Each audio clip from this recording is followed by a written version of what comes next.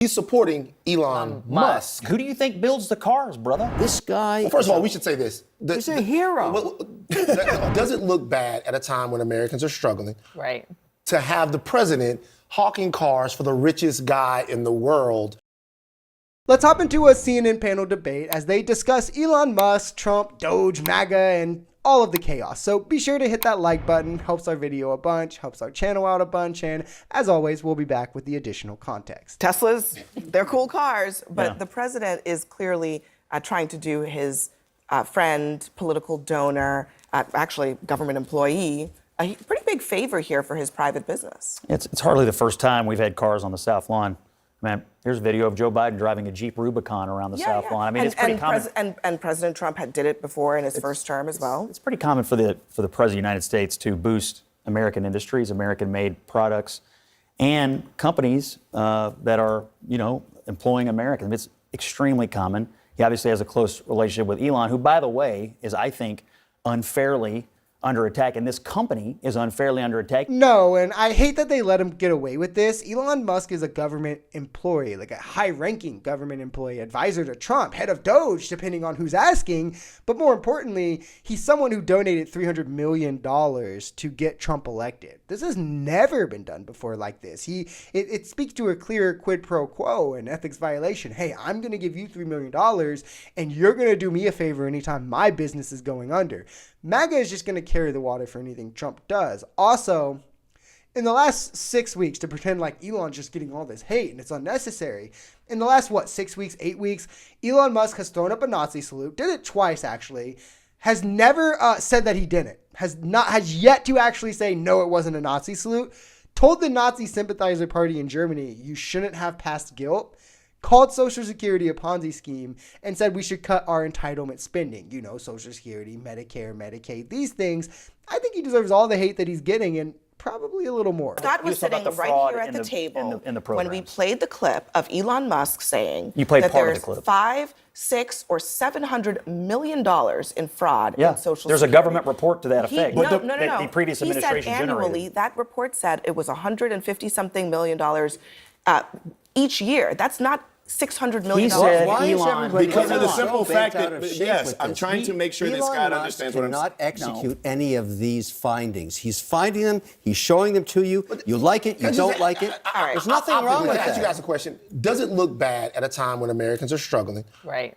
To have the president hawking cars for the richest guy in the world because his political endeavors. Does it look bad for the president to support an American company that employs thousands of American workers? No, I don't think it looks bad. No, he's supporting Elon Musk. Who do you think builds the cars, brother? Elon Musk builds the cars? No. Oh, okay, then why not trot the workers out?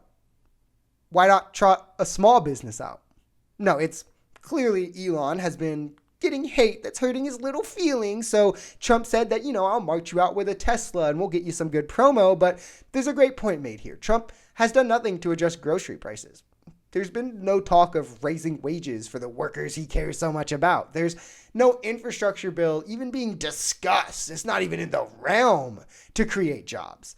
Nothing to fix any of the economics that they're saying are still a disaster from what Biden's doing. But yet, there's no urgency for them to fix this. That's a disaster. Yet, there is urgency enough for him to shield Teslas for his billionaire buddy. And I think it's pretty obvious where his priorities are. Now, we've talked about the Social Security stuff numerous times. We've debunked it numerous times. We've shown it. So we're not going to get held up too long on it. But it's not fraud in Social Security. It's around improper paperwork for payments.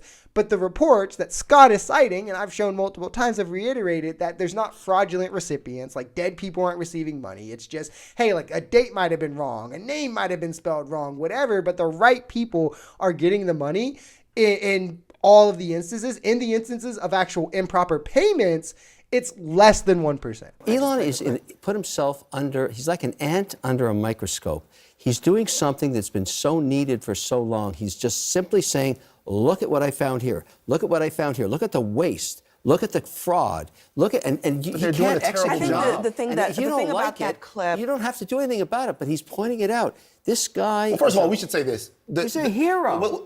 He's a friggin' hero. So we should say this. Yeah, the animus that surrounds Elon Musk doesn't just have to do with Tesla. It has to do with some of the things that Elon Musk does on social media, some of the ways Twitter is being run. Like the eroding of Elon Musk's reputation has to do with a lot of things. It's his reputation. None of this with Elon has to do with him ostensibly being a conservative. It has to do with him, I don't know, bashing his exes on Twitter, platforming literal Nazis on Twitter, doing a Nazi salute himself, and now coming after people's entitlements. Also, he's not doing something that's needed. He's just consistently been lying about the numbers he's found, like by hundreds of millions of dollars, not just like small amounts, like oopsies, you know, with the clear agenda also to go after certain agencies while ignoring the ones that pay him to the tune of $8 million a day. It's so obviously a scheme to enriching himself and then, you know, better afford tax cuts and destroy the agencies that hinder billionaires, like the CFPB, like the Department of Education, like the NLRB. So they can then just grow their profits 10 times more while your standard of living goes down, you know, the profit line can go up and more wealth gets hoarded at the top and out of your reach.